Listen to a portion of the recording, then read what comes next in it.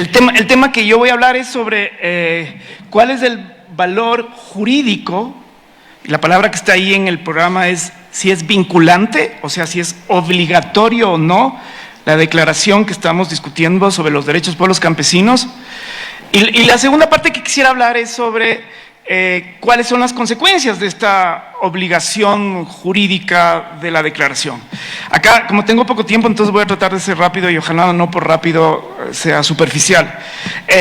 Les quiero contar que en el año 2007, fue la Constitución de Montecristi, hubo un debate ahí súper importante que yo fui testigo, que yo fui parte de ese debate, que estuve interviniendo en ese debate, y básicamente era sobre cuáles son las fuentes de derechos humanos en el Ecuador. Había un grupo de gente que decía que las únicas fuentes de derechos humanos son dos: la Constitución y los convenios internacionales. Y había otro grupo de gente, en el que yo me incluía, en donde se decía que no podía haber un retroceso en relación a la Constitución del año 1998, que decía que la fuente de los derechos humanos eran los instrumentos internacionales. Esto suena un poco complicadito, pero voy a intentar explicar. La diferencia básicamente en el debate era si es que los convenios, un convenio es un instrumento jurídico internacional que se firma, se ratifica y además viene al Ecuador, pasa por la Asamblea, se publica en el registro oficial y se convierte como en ley. Este es un convenio. Y los instrumentos internacionales de derechos humanos son todo el resto de instrumentos que producen los sistemas de Naciones Unidas, desde el sistema interamericano y otros sistemas donde el Ecuador es parte. El más común de esos instrumentos se llama declaración, como la que estamos discutiendo acá. La declaración, a diferencia de los convenios, no tiene proceso de ratificación, ni pasa por las asambleas o por los parlamentos nacionales. Esa es la diferencia. Y a nivel internacional se considera que los convenios son vinculantes y obligatorios, y la forma como se refleja eso es que normalmente los convenios tienen un comité o una comisión, como la Comisión Interamericana de Derechos Humanos para el Convenio del Pacto de San Salvador, o como el Comité de Derechos Humanos para el Pacto de Derechos Civiles y Políticos. Y las declaraciones, en cambio, como no tienen proceso de ratificación, no tienen un órgano internacional para verificar.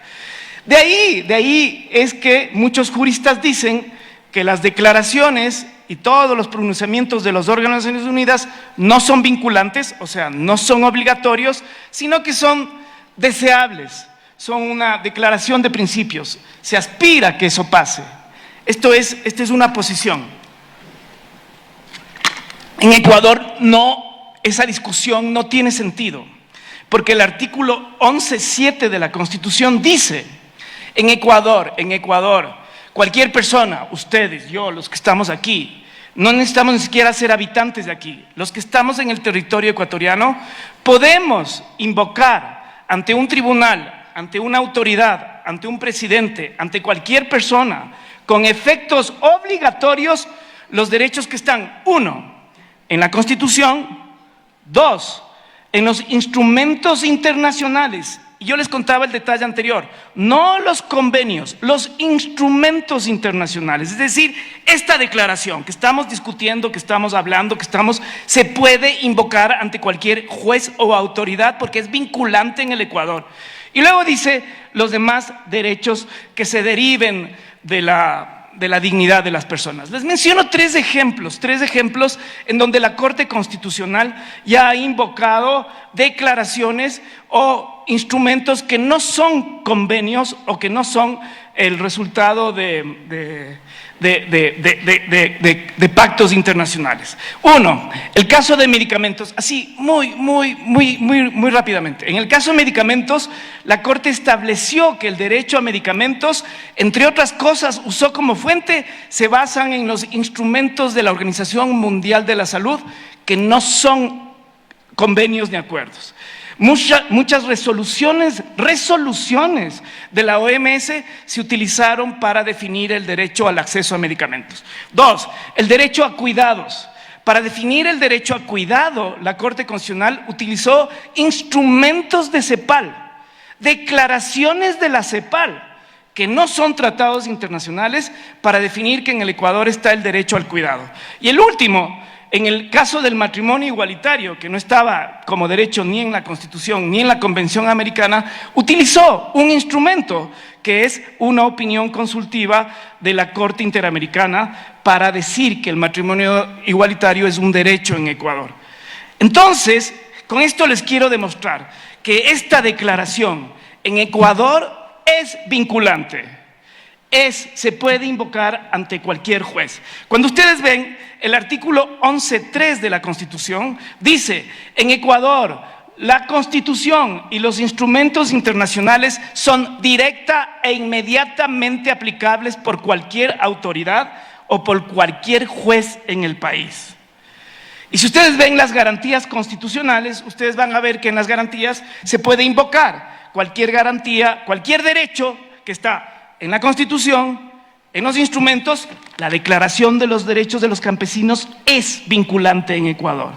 Esto se puede discutir en cualquier país, en cualquier foro, pero aquí en Ecuador, les digo, porque fui testigo del debate y porque fui juez y apliqué esto, es vinculante.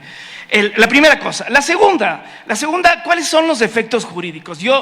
Nosotros los ecuatorianos y ecuatorianas acabamos de pasar por un proceso electoral y hemos escuchado pura, perdonen, babosada por parte de ambos candidatos, el candidato y la candidata.